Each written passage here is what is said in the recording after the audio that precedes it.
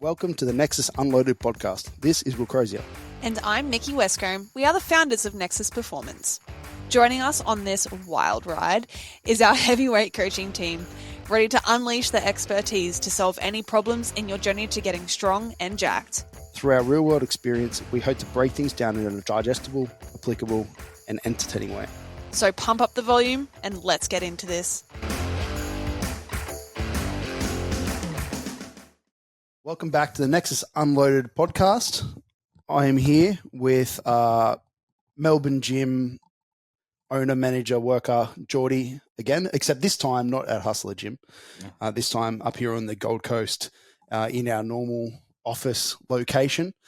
And Geordie is up here visiting the Gold Coast.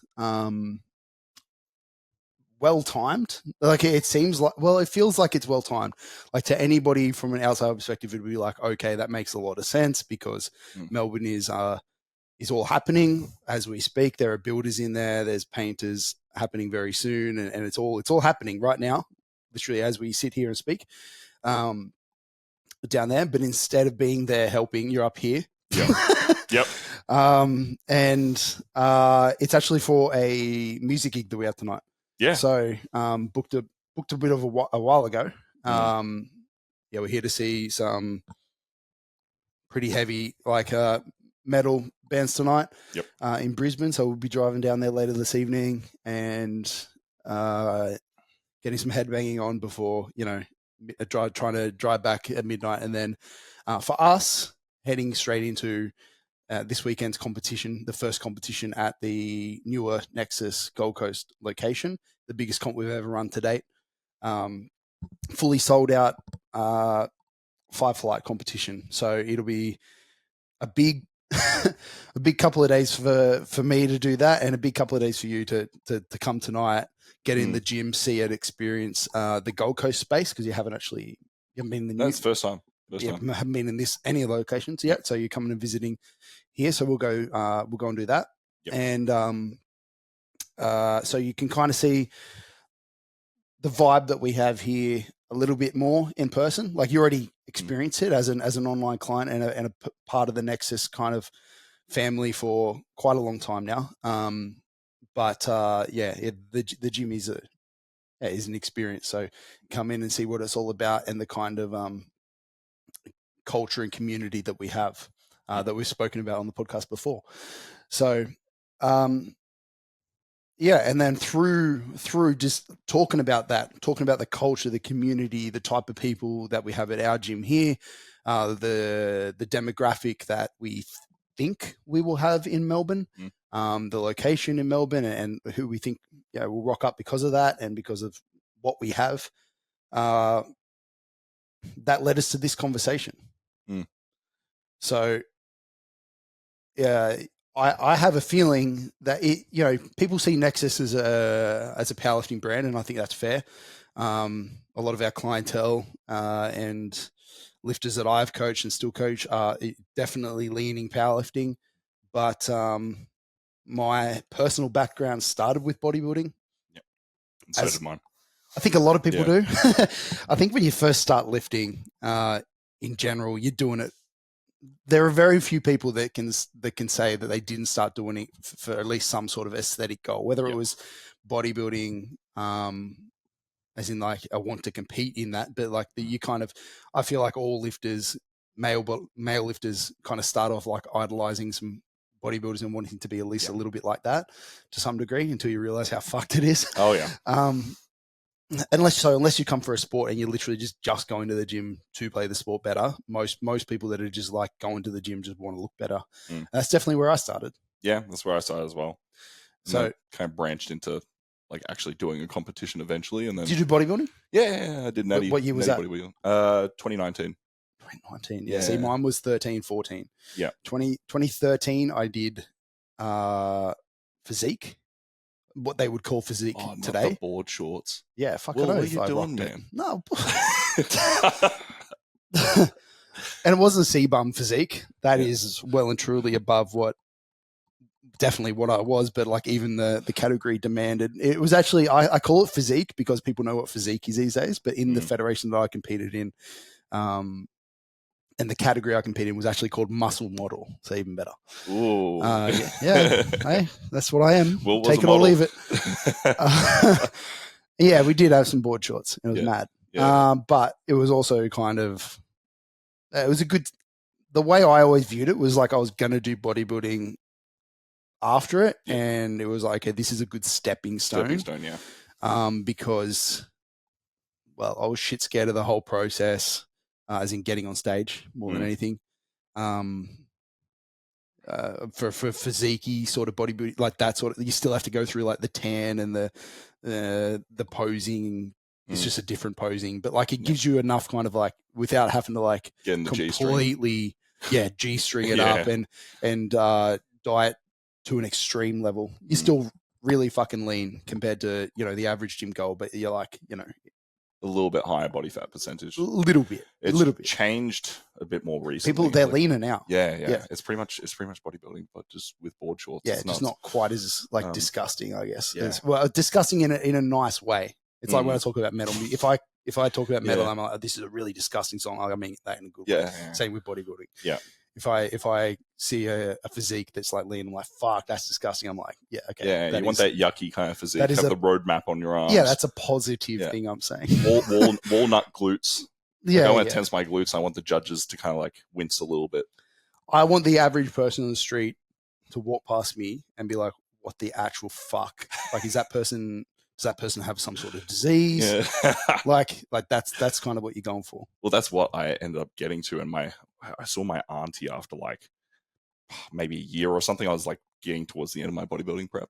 And you know, you kind of get the crackhead face going on. Oh, absolutely. Yeah, I didn't have facial hair at the gaunt time. Ghost look. Oh, it looked bad. And she came over and she looked at me and she's just like, what's wrong? She thought I was like terminally ill. Yeah. She was like, she absolutely shadows. Yeah, I'm dying. Like, it's not healthy to be this body weight. I'm actually controlled starving right now. Yeah. This is literally what it is. The way I explain natural bodybuilding, and don't take this too seriously, but it's competitive starvation. It is.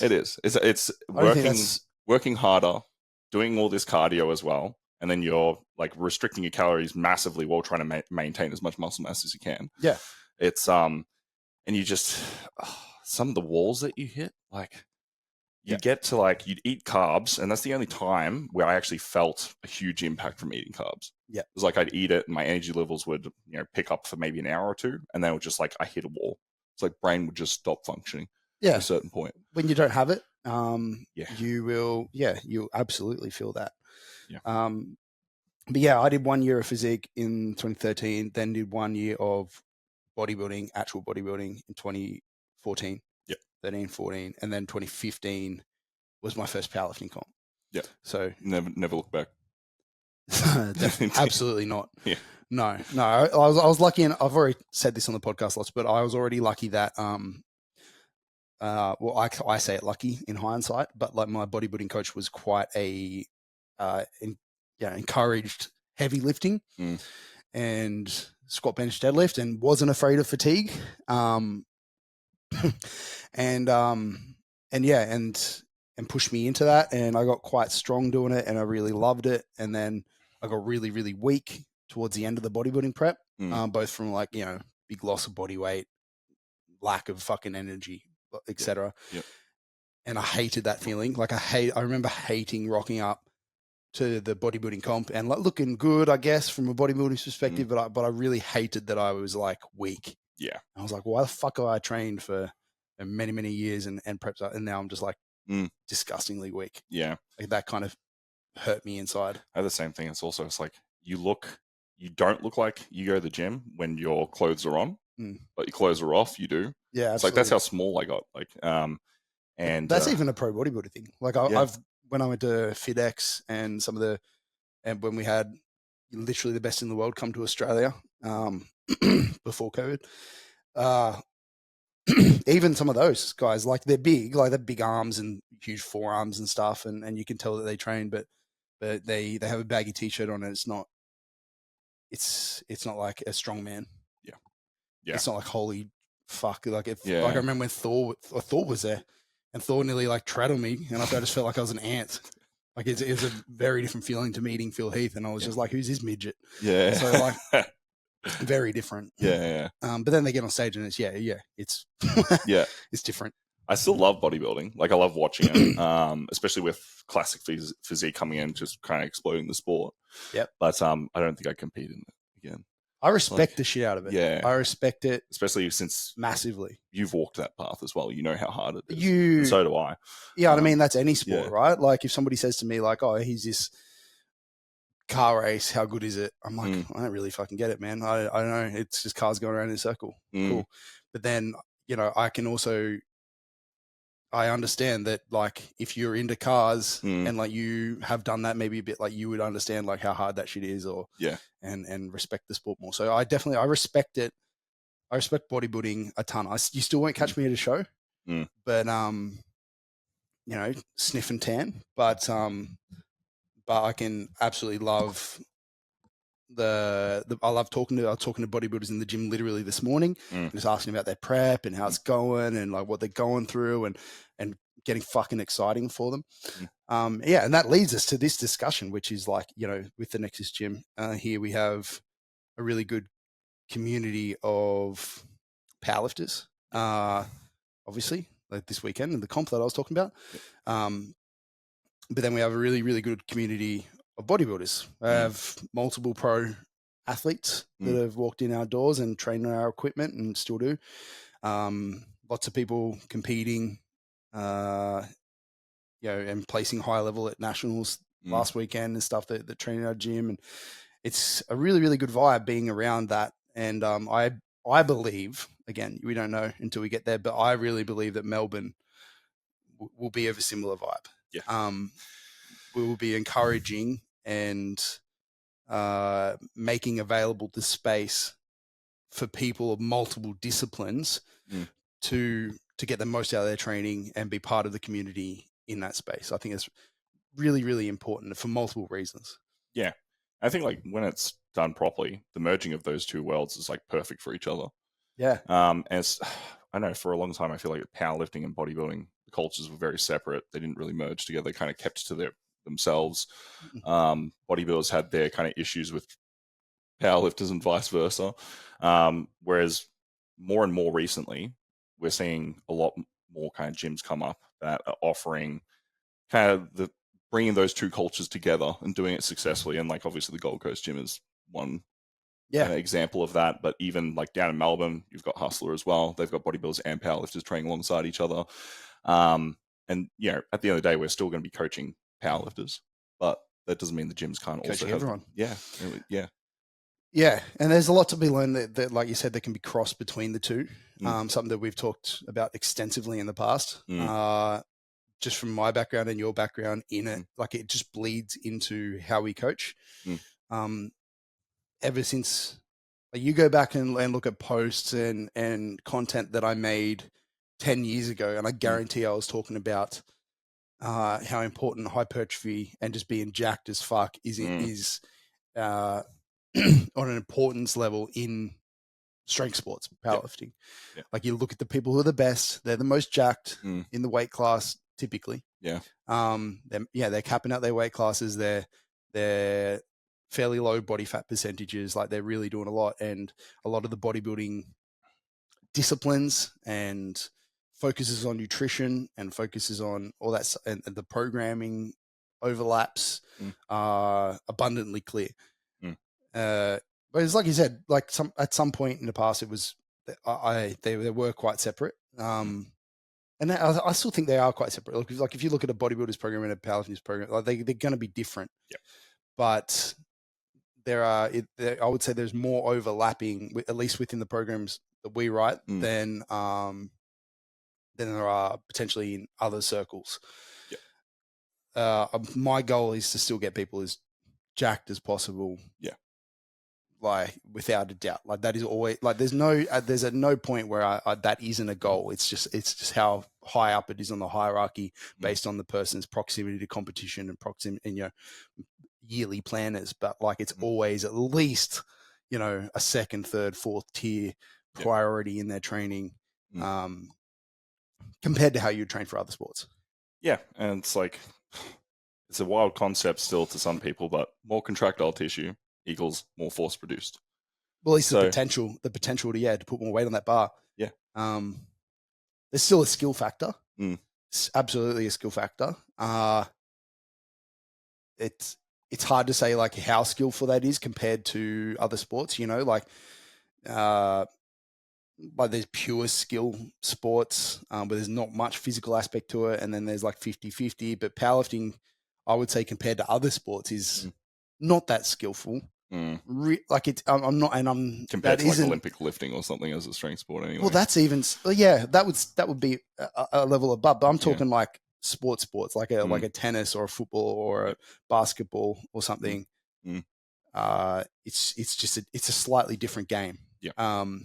We can't say that like mastering 3 lifts in a very, very controlled situation, I think, is the same as some of the other sports where they're way more reactive and way more, I guess, skillful in that way. Maybe skill's not the right word in that place, but anyway, once you get that, once you're good enough on the lifts, you're always looking to continue to hone, but like size and just, rate of force development and everything is going to be a huge factor in like your potential to get strong. Yeah, definitely. And like, I've always been kind of biased towards hypertrophy in my programming as well. It obviously depends, right? So same as you, it's just, you're looking at an entire macro cycle over a year. You're kind of figuring out where the competitions are, how specific we're going towards those competitions.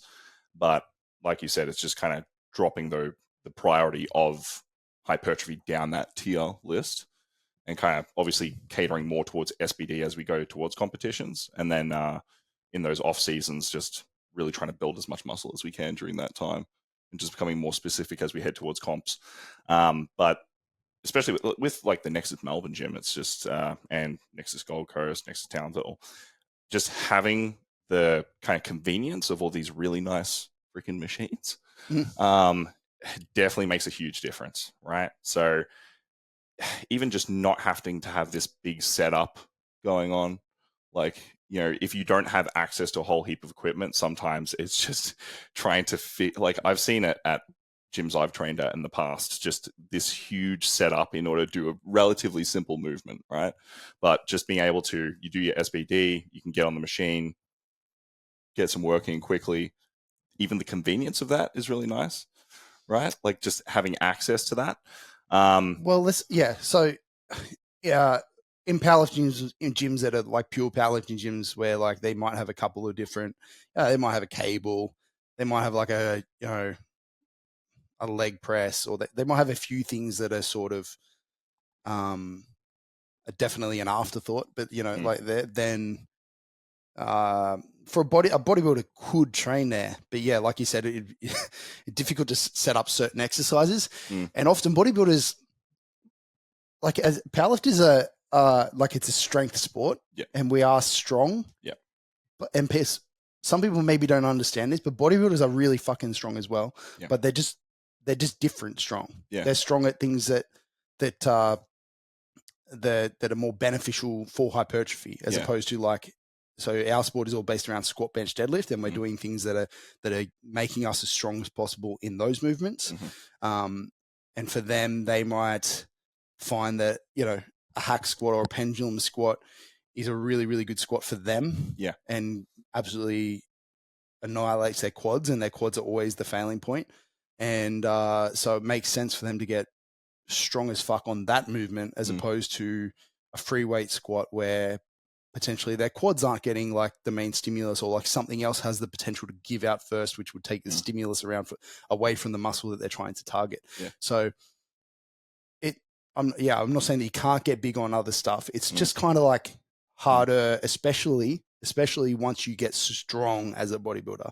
Like at the start, you kind of like, I just do a fucking movement. I don't need that much weight, so it's not that big a deal to kind of MacGyver a setup. But like, if you've got a dude who can, do the weight stack with one leg with his eyes closed on a cheap leg extension, there's only so much more growth that person's going to be able to get. They're going to be doing like sets of 15, 20 or whatever to failure. And it's just, then they're going to be like gym pinning it. And these usually the cheaper machines aren't designed for it. So it's just like, it fucks them and they die. But so that's where having higher quality gear comes in, and why we spend so much money and invest so much into that stuff is because like the average person will go like, it's a leg extension. But like a bodybuilder who can max out most and is really fucking strong will go like, oh, mad, I can actually fucking use this thing. You know, the strength curve makes sense for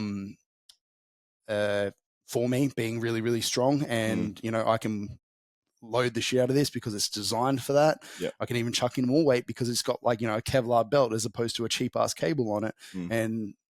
And good welds and stuff like that, you know, good mechanics. So like, for the average person that sits there and goes like, it's a leg extension, who fucking cares? Or it's a leg press, who fucking cares? Like, I get it because it doesn't matter for you. It's once you get really strong, you really start to understand why good machines are good machines and why shit machines are shit machines. Yeah. And these are the conversations we've had repeatedly when we're looking at selecting certain pieces. Like, okay, how loadable is this piece? Right. And that's, along really with other factors as well. It's like, that's what we're kind of basing a lot of our decisions on. It's a crossroad between like loadability and convenience. Yeah. Because some of them are like loadable as hell, but then you've got to drag across 15 plates to put on it, and it's kind of a pain in the ass. And then the other average person who's using it, it's just too much of a pain in the ass for them. So it's got to be like usable for this guy, but then also convenient for the average. It's really hard to find that. Yeah. So quite selective, like you said. Yeah. It's even with some of the Atlantis pieces that we have coming in next week. In a couple months. I don't think we've announced any of the pieces, so we'll keep that quiet. But some of those are pretty loadable, but for me, it's just a massive ego boost with some of those. So even with that, I don't think, again, like if I'm a bodybuilder who's really fucking strong, and struggles to find a leg machinery that is suitable for me, like I can max out most machines. I'm fucking like, and it sounds dumb, but like these people are everywhere. And at least at gyms, and then like no one's complaining about being able to chuck on a heap of plates if it means that they can get the stimulus that they want, that they need and want to get out of it, versus going to another gym and trying to MacGyver up this weird setup, and they're using like, getting people to sit on top of the leg press or something to try and load it more and stuff like that, or using accommodating resistance and bands, or range extensors, or gym pins, or then have to resort to like intensity techniques and drop sets and stuff like that. So like this anyway, it's clear. Most people listening to this probably don't give a fuck about machines to the degree I do. So it's probably boring people to some degree now, but I think it's really important for us to and for people to understand how much effort does go into the selection of this stuff. Yeah, look, it's just when you have a gym being put together by people who actually lift and like take a lot of notice in machines, and they are obsessed around it, you're going to have something really solid put together. And I can name a lot of gyms off the top of my head that same kind of thing, but it's, rather than like a commercial gym where it's just a bunch of people sitting around a table just ticking boxes like, yep, we got that. Yep, we got that. There's a lot more thought going into this. I'm just really excited to be able to play around with some of these pieces when they are in the gym. Let's be real. The fitness industry is flooded with coaching programs, all using the same buzzwords: comprehensive, tailored, individualized, super confusing. What does that actually mean for you? At Nexus Performance, we cut through the shit. We take the time to actually understand your struggles, what drives you, what's holding you back, and then we coach you through it. With our online strength coaching, you're not getting a templated program. Your training program is built around you. You're also going to be getting one-on-one consult calls, Loom video feedback, direct messaging for coaching cues and questions, so you know exactly what to do and how to do it. If that sounds like the support that you've been looking for, let's make it happen. Visit our website today for weekly or monthly programming support. But even in terms of like just bodybuilding culture and powerlifting culture, how those two can really complement each other. Like, I'm sure we all know that one powerlifter who literally just does their squat, bench, and dead and does none of their accessories. Or just half-asses it completely. Yeah, or just sandbags the whole thing. It's like, yep, cool. I did my really hard, nearly died squat, and now I'm going to do my 4 RP leg extensions, and I'm going to leave. It will be good to have it's just good to have other people around you who are training those movements really hard, and just it motivates you too. Bro, it's like all the seeing these time. bodybuilders like smash their leg extensions or just go really hard on a hack. It's like, all right, I want to do that shit too now. Man, I remember on our leg extension here, which is quite heavy, Mm. you know, to give some context, but it's heavy enough anyway. But I remember when we first got it, and I was like doing the weights that I was doing or whatever, and then, like, granted, I was doing like squats and stuff before, so that's an excuse I can use. But like, you know, some other bodybuilders would rock up and they'd be like maxing it out for like 15. I'm like, man, I'm a bitch. What am I doing here? So I have stepped up. I max it out now. Yeah. And yeah, it fucking pushes you, because you see these motherfuckers just like maxing out shit, like doing these big ass weights, and like, granted, it is their sport. Like I said, they're doing it as like primary movements and like really, you know, at the top tier of their selection, whereas us, it is a little bit more secondary and usually after squat, bench, and deadlift. So we do have a small, you know, excuse in our contract there, but still, like, if you get on and then this other bodybuilder guy's doing like double the weight or whatever, it does hurt. Yeah. Well, not hurt. It might hurt some people, but for me, it makes me go like, fuck, what am I doing? And then I'm like, all right, well, I better do that now. Yeah. Because I can't walk around saying I'm the strongest and then and then let them fucking beat me on that shit. Like, what the fuck? Yeah. So sometimes you need to be the smallest fish in the pond. So yeah, it is nice. That's what I'm saying. It's nice to be around those guys, because they put the power. It's really hard to jump on a machine after this after a kid and be doing half their weight. You know, so I think it is really useful from a community culture perspective to have those people in the gym and then push us. And we're at least here on the Gold Coast, we've also had a bunch of the bodybuilders jump into like powerlifting movements a little bit more anyway. Like I don't know how many, we've had a few of them like get on the powerlifting platform a little bit, but for the most part, you know, seeing them hit their RDLs a little bit heavier because the powerlifters are, or stiff leg deadlifts, or like, you know, like variations of these powerlifts, and then seeing what the powerlifters do and then going like, fuck, all right, well, we're going to step our shit up on the other shit now. I think it flows both ways. Yeah. Like, I think they have, we benefited each other as far as the crossover in the community between us. Yeah, at the end of the day, we're both parties are in the gym, right? That we both love resistance training. It's like there's not that huge of a difference. Yes, like powerlifting focuses around the 3 movements, whatever, but we're still doing accessories. We're still doing like a lot of movements that bodybuilders are also doing, and there's a lot of relatability there. But you know, even watching bodybuilders in terms of their nutrition, you know, and how on top of that they are, that can also really help drive. Like, I know some powerlifters. That makes me feel bad constantly at the gym. Sorry? Another thing that makes me feel bad constantly at the gym. Yeah, dude, like, I know some powerlifters, like, just don't give it, like, they're still stupid strong, right? But they just don't give a damn about their nutrition, right? But it's just like, if you actually focus on that, you could squeeze a little bit more juice out of that lemon.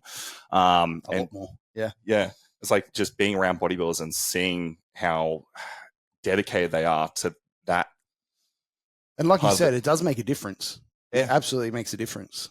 I remember my first ever quote unquote coach, who wasn't a coach. The definition of coach is arguable, but like, I hired this guy, like, this is back in the day of forums, when forums existed, not social media as much. And remember I was on this really great advice on those. Yeah, I was on this bodybuilding-esque sort of forums, and I like hired this guy for nutrition on there that I still don't know who it was to this day. Just had like a random avatar sort of name, and gave me a meal plan. And actually, it was super bro, like super basic foods and whatever, but it worked tremendously. Like, I was like, whatever I was eating before that was well and truly off the mark. And I remember it making a huge difference and being like, holy shit. Yeah. It's like just creating consistency as well. Yeah. It's like there's less variables at that point. Yeah. It's like, like if it fits your macros is great. But sometimes just having a rigid plan, which you're eating, like, you want variety built into that, but you're eating around the same things every day at the same times, where it's just, there are now less variables that you're controlling for, and you have more kind of expected outcomes from that. But most powerlifters aren't even being consistent in calories or macros to any degree on a daily basis. Yep. So even just like we don't need to go full bodybuilder mode. Yeah. It's not what either of us are saying. You don't need to go like full strict and no, you have to be 5% be under 10% body fat. fat year round. Yeah, but like I think a lot of powerlifters would benefit from it a little bit more. And like you said, it does when you're around those people. Yeah. You feel that. Yeah, it motivates you. Yeah. It's like, why am I well, not it should doing motivate this? you. Yeah. It's like, powerlifters at the top, like who are doing really well, especially in IPF. You can guarantee they're focusing on their nutrition. They're focusing on their sleep. They're focusing on it's just other than super heavyweights. Yeah. They're, like you said, you want to be the biggest, like the most amount of muscle in your weight class, which is going to involve that. Super heavyweights get away with it because there's no limit. So like you can argue that somebody that weighs 200 kilos is absolutely not going to be lean. Like just literally just physiologically impossible. Yeah. They're holding a bit, but like, and at that point, weight moves weight to some degree, I think you would argue. But but in every other weight class, fucking huge advantage. Man. Eddie Hall was pretty jacked at 180. That nice bowling ball physique was. Yeah. I'd love to know what body fat percentage he was. But yeah, he would have absolutely had more muscle than pretty much anybody on the planet at that point. Yeah. There was actually a study, a DEXA study on Ray Williams many years ago. He was never named, but it was just like extremely fucking obvious when you read the study. Yeah. Like, hey, we got this IPF elite super heavy. At the time, Ray was like the man. And we got this guy, and he weighs like roughly this much, and it's like, who else could this be? And it was actually as a tested athlete, pretty fucking nuts how much muscle he had. Even though you look at it and you're like he's not a bodybuilder. Yeah, has a lot of body fat there, but like he was huge. So they do have a lot under there, but they just need to for their weight class. Anyway, off topic, but yes. I think the overarching thing that we're going for here is that the bodybuilders, powerlifters is in the gym, and not only that, the other athletes. We have athletes in fighters and multiple other sports in the gym that train as well. That also make us all look unfit every day, which is lovely.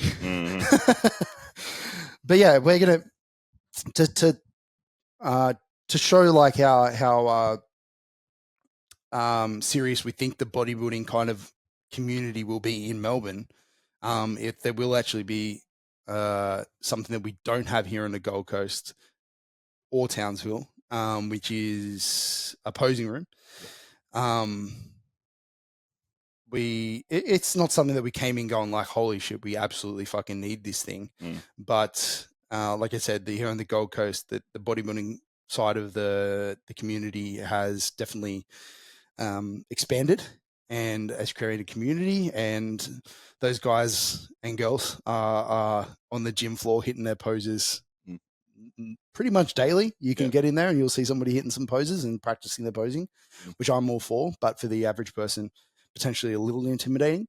And so we thought, hey, this is more than likely going to be the case in Melbourne, that we're going to get this situation. Let's just give them a room to do that, and not because we want to hide them away, but just to make it a little less intimidating potentially for other people that aren't ready for that. At least not on day one. Even some of the power, like, it's not just going to be bodybuilders using it too. Like, everyone's going to get in there and hit some poses. Like, you don't have to be a bodybuilder. I might get in there and hit a few poses myself. I don't know how good I'll be anymore, but we'll see. Posing is fucking hard, man. Oh yeah, that's something that people really don't think about when it comes to bodybuilding. Like, being on the stage under those lights for so long, holding those poses. Yeah, it's hard. It's hard. It's an isometric. Oh yeah, it's your whole body too. It's like, yeah, I always say to people like when they go, oh, it's not hard, whatever. Like do a chin up, and then at the top, like hold that for as long as you possibly can, which requires a co-contraction of your lats and your biceps and like all those shoulders, whatever. It's difficult, right? You can only hold it for half a minute, or depends how heavy you are or how strong you are in that. But that's kind of what you're doing in these positions. But anyway, I'm not here to talk about posing, but yeah, it is fucking hard. It's difficult. So giving them a room to practice that, as well as not having it benefits both parties. Yeah, it's a test of skill, but it's also, there's a physical test there too. It's like sometimes judges will just keep on dragging it out just to see who breaks. They did that with me, and oh god, that sucked. I walked off the stage like dripping in sweat. But yeah, like I'm looking forward to having a posing room. It'll be really cool. See how often it gets used, but yeah, might turn into storage room. Yeah, very well. If no one uses it, yeah, it's turning into a storage room. I think it'll definitely get used though. Like I've already noticed, like bodybuilding communities starting to kind of take more and more interest as time goes on. Started off more so obviously powerlifting, like everyone was like, you know, a lot of eyes on it, but now I'm starting to see bodybuilders coming through and following the page and stuff, and some of the more kind of well known in the Melbourne community as well. I won't mention any names, but I think yeah, like over time probably it'll start to grow more and more. So, and obviously with Brunswick being a really central location, like pretty easy to get there from west, east, north, city, wherever really. So we've got a really good location there too. So like regardless of where you are, it's pretty easy to reach it. So yeah, and not to mention like Brunswick, the area where it is. Like I said this on my story the other day, I think the locals are going to love it too, just because there's not many options in the area, and the population density is just going up dramatically in that particular area. There's a lot of apartments and all that kind of stuff. So yeah, it'll be interesting to see the cultures in there. But we have a picture of what it will be. Yep. The other thing that is completely different to that conversation, but like I know you got into. I think you got a question about it the other day. It was just like federations. Oh no! It was on one of our gym inquiries. Somebody inquired about the gym, and then I won't say it word for word to so, you know, but a few people have asked about federations. Two biggest federations in Australia at the moment: APA, IPF, and APL. As well as, you know, you got GPC, CAPO, WRPF, etc. Within the country as well, and they all have slightly different rules, slightly different community, slightly different just everything about them. Still powerlifting. Yep. But I think somebody, I can't remember, but they put something in along the lines of like, you know, a gym that isn't locked to a federation, or isn't like pretty much welcoming to other federations. Yeah. And we just wanted to drop a little bit on that because, again, like here and Townsville and that, we host comps for multiple federations as well as novice competitions.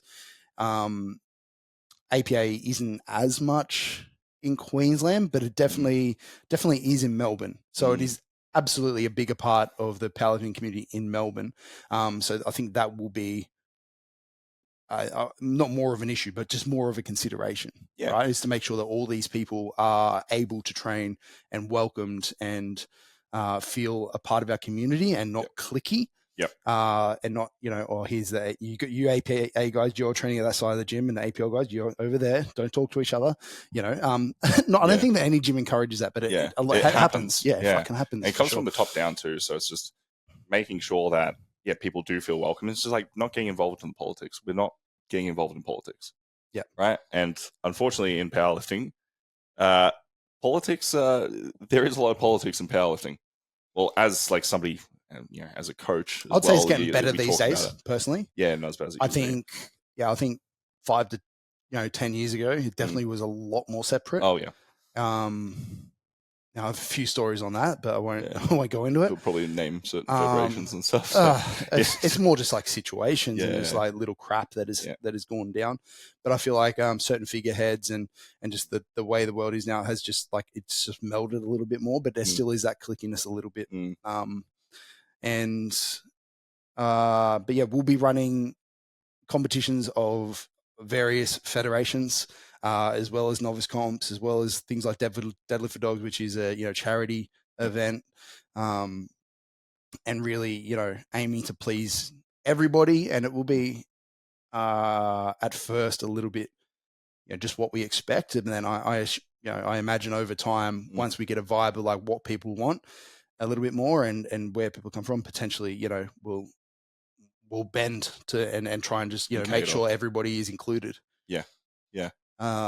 That's really the goal with it is to try and make it as inclusive as possible. Like I said, here we have bodybuilders, like we were just talking about, bodybuilders, powerlifters, other sports coming together. I had a fucking pro bodybuilder the other day spotting one of my athletes that's competing this weekend in novice. It's like his first, so it's, which was fucking mad because and the pro bodybuilder, he was getting into it too. He was like, fuck yeah, come on, man. Like, you got it. And I just saw that, like, the novice athlete didn't give a shit about it because, like, he didn't know who he was. And that, but to me, I was like, that's just so fucking cool. Yeah. And yeah, I would love to see the same. I would love to see, I'm spotting IPF people in the gym here all the time. And I don't give a fuck. I'll spot anybody. I'll support anybody. I'll include anybody. I'll help anybody get to the competitions of their choosing and do the best that they possibly can, whether it's within our sport, whether it's within our federation. I have no cares whatsoever where you choose to compete. My athletes even ask me all the time, like, what comps should I compete at? What federation should I do? And bar rules permitting, obviously. I'm usually more of a, hey, like, let's, first of all, like, timelines, location, things like that are more important to me than federations. And then there's, things like sleeves and wraps equipment, and that are obviously preference. But then other than that, I do not care. I do not care whatsoever. So yeah, to quickly put a blanket on that, I more than welcome and open to anybody in any federation of any description. You won't be treated different. As far as I'm concerned, everybody's here to lift heavy shit and get better at lifting heavy shit. And that's about as far as it needs to go, as far as I'm concerned. Yeah, like, we want an overarching culture. We don't want, like you said, cliques forming. So no, and you can be assured, I think, that like you said, it kind of comes from the top down a lot of the time. Sometimes it's a lot of the time it's people running the gym or, influential figureheads within the gym that kind of take over and start to create that. But we've talked about this off air and a few times. And, as soon as any of that bullshit starts to fucking circulate, it will be shut down. Stamp it out, yeah. It'll be shut down. It just doesn't need it. We don't need it. Like I said, we just want people that are in there that are supportive of others. And if you're going to bring any of that vibe within those walls, then you won't be there anymore. Yeah. That's the way I see it. Yeah. And, like, we want people in there that just add to the culture too. Like, you don't necessarily have to be talking to everybody and just be, like, heavily involved or anything like that. But we don't want... Willing to help, willing to accept, willing to... just be part of it. If you, not have lines as yeah, and, like, we're also going to have equipment to cater to pretty much any federation that you're in as well. So, which is lots of different barbell types. Trying our best to get a hold of equipment that will be used across the board. So hopefully, no matter where you compete, you will have access to the equipment that you'll be using, or at least very, very similar to be using on competition day. Obviously, really hard to cover absolutely every fucking competition ever, but doing our best to tick as many boxes as possible. Yeah, for sure. Definitely. We've got some really exciting stuff coming up. So it's like a couple more months. I'm heading away on my honeymoon next week, right in the midst of this. So perfect timing. And then when I get back, it's all out war. Well, you'll come back to hopefully a space that is ready in terms of, like, structurally painted, signed, some of the other logistical stuff like access points, all that would be done. And then it's a matter, and then you can come back and lay some mats, which I know you love. So I've heard that they're fun. Getting one of the best jobs possible. Yeah. And then that's when it'll hit you. Like when the walls are painted, there's signs on the wall, and the final piece is when the mats are down, and then it feels like a gym. Because until then, you have a concrete floor, and a concrete floor just never feels like a gym because it still feels like a fucking, it feels like a box, like a warehouse or a tradies sort of shed sort of thing. And then when you put the mats down, before even equipment is in there, paint, signage, flooring equals the feels. Yeah, it's like, okay, this feels familiar. I know this. Yes. Yeah. And then you start filling out with equipment and that.